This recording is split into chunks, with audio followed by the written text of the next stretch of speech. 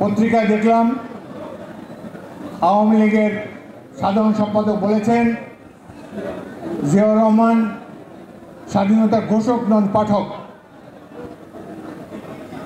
তিনি কার লেখা পাঠ করেছেন, কে তাকে লিখে দিয়েছে সেই ঘোষণাটি?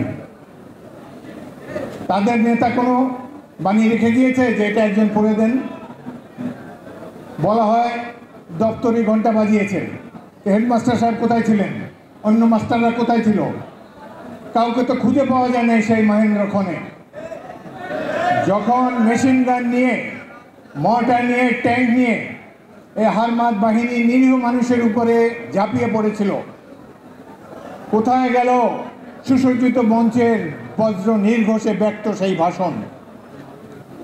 বুকের রক্ত ঢেলে দেওয়ার জন্য যারা অঙ্গীকার করেছিলেন কাউকে তো খুঁজে পাওয়া গেল না। শুধু কথামালার রাজনীতি এই বাংলাদেশকে এই প্রান্তে নিয়ে এসেছে।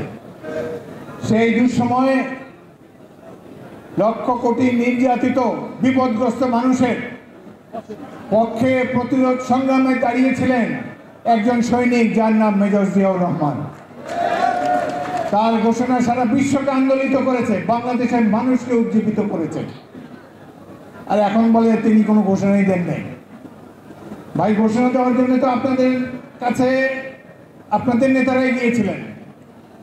জনাব তাজউদ্দিন আহমদ একটি টেপ রেকর্ডার নিয়ে রাত 9:30টার সময় বঙ্গবন্ধুর কাছে গিয়েছে যে সেনাবাহিনী মুভমেন্ট শুরু করেছে, আপনি স্বাধীনতার ঘোষণাটি এই মুহূর্তে দিয়ে দেন। তিনি বলেছেন আমি কোনো ঘোষণা দিতে পারবো না, পাকিস্তান ভাঙার দায়িত্ব আমি নিতে পারবো না। আমি এখন এই মুহূর্তে ঘোষণা দিলে আমি বিভেদকারী হিসাবে চিহ্নিত হব, বিচ্ছেদের দায়িত্ব নিতে পারবো না। দেশবাসীকে উদ্যত সঙ্গিনের সামনে রেখে তারা নীরবে পাশের দেশে পালিয়ে গেলেন। কেন? কোনো প্রস্তুতি ছিল না। আমরা তাদেরকে দোষ দেই না, তাদেরকে জনগণ ভোট দিয়েছে। শেখ মুজিবুর রহমানের সকল অধিকার রয়েছে পাকিস্তানের প্রধানমন্ত্রী হওয়ার জন্য, এই জন্যই তাকে লোকে ভোট দিয়েছে। তাকে দেয়নি, ইয়াহিয়া খান এবং পাক বাহিনী অন্যায় করেছে, কিন্তু স্বাধীনতার ঘোষণা তিনি দেননি। এখন কেন এই কল্পকাহিনীর অবতারণা করা হয়েছে? বলা হয় তাদের নেতা বাসার থেকে ইপিআরের সিগন্যাল সেন্টারে স্বাধীনতার ঘোষণা পাঠিয়েছেন পাক বাহিনী ক্র্যাকডাউনের পূর্বক্ষণে।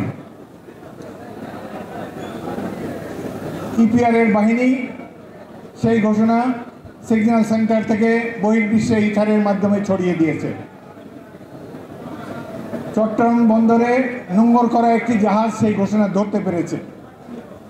ধরে তারা সেই ঘোষণাটি, সেই বার্তাটি একজন আওয়ামী লীগ নেতার কাছে চট্টগ্রামে পাঠিয়েছেন। সেই নেতা দেশবাসীর উদ্দেশ্যে বলেছে।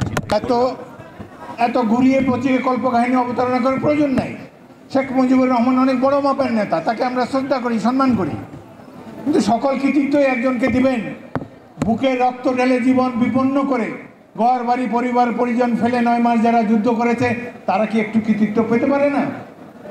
এই ঘোষণা, জিয়াউর রহমানের ঘোষণা দেশবাসীকে আন্দোলিত করেছে, অনুপ্রাণিত করেছে, উজ্জীবিত করেছে। লাখ লাখ মানুষ যুদ্ধ করার জন্য অনুপ্রেরণা পেয়েছে।